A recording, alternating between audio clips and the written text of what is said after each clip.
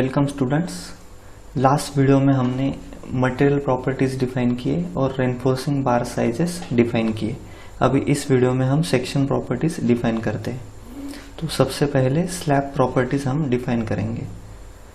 अभी जैसा कि यहाँ पे ग्रुपिंग में हमारा जो स्लैब था उसका थिकनेस 300 mm था इनिशियल कैलकुलेशन के हिसाब से, तो वही हमें अभी यहाँ पे करना है। Define slab properties. यहाँ पे स्लैब 1 लिखा है, उसको ही मैं मॉडिफाई कर लेता हूँ।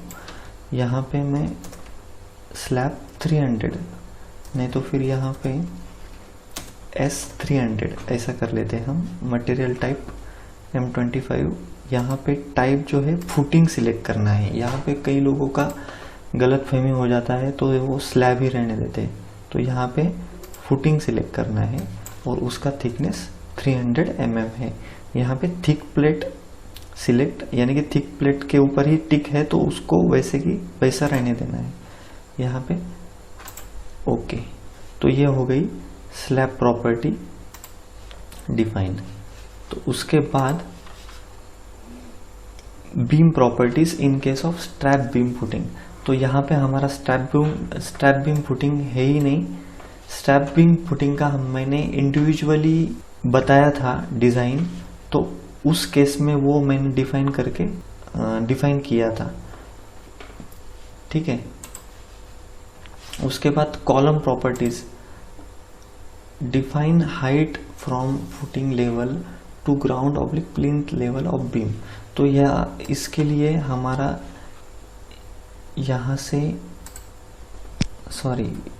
ई टैब्स में हमारा ग्राउंड लेवल के ऊपर हमें जाना है। तो यहाँ पे देखो 2.4 मीटर हमने लिया था, ये 0 लेवल हो गई और उसके ऊपर वाली लेवल यानी कि ये ग्राउंड लेवल थी 2.4 मीटर। तो हमने कॉलम की जो हाइट देनी है वो 2.4 मीटर देनी है। ठीक है। तो अभी हम कॉलम प्रॉपर्टीज पहले डिफाइन कर लेते हैं। कॉलम प्रॉपर्टीज, हमारा कॉलम जो है वो C300/600 है। तो यहाँ पे 300/600 है। यहाँ पे डायरेक्ट पैरेलल टू 2 एक्सिस, यहाँ पे ये 600 और यहाँ पे 300 है। तो वो उस वैसे ही रहने देने के बाद ओके कर लेना है और यहाँ पे ओके कर लेना है। तो ये हो गई कॉलम प्रॉपर्टीज हमारी डिफाइन। उसके बाद wall properties for share wall. अभी वॉल प्रॉपर्टीज जो था हमारा थिकनेस जो था वो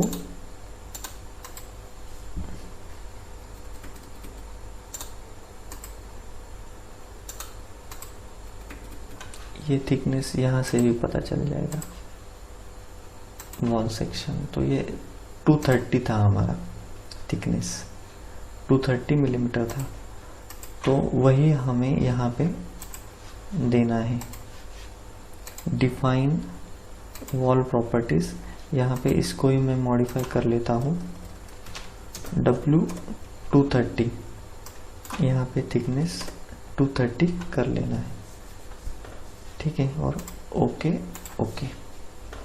तो ये हो गई वॉल प्रॉपर्टी भी हमारी डिफाइन। उसके बाद अभी डिफाइन SSM मतलब सॉइल सबग्रेड प्रॉपर्टीज और एंड पॉइंट स्प्रिंग और and line spring properties.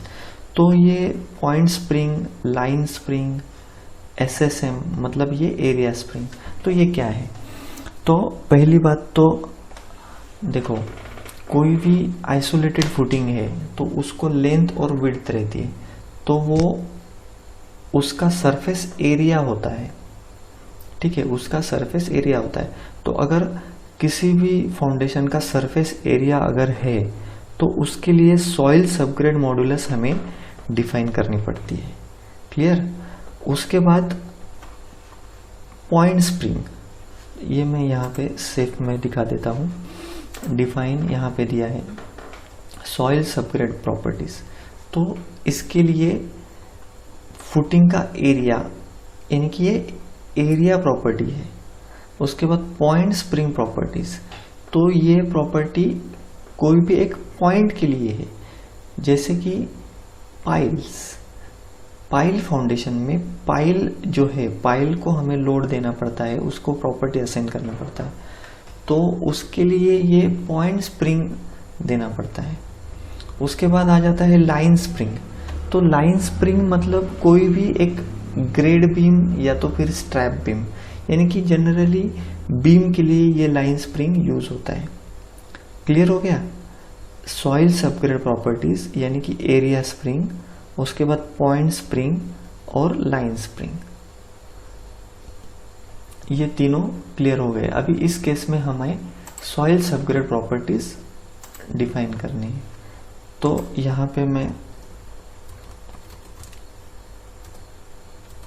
SSM,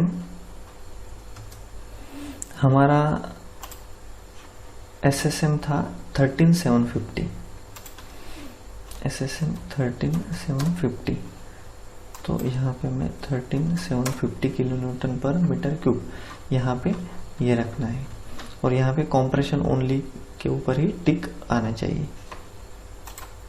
okay okay, तो ये हो गया हमारा SSM डिफाइन हो गया।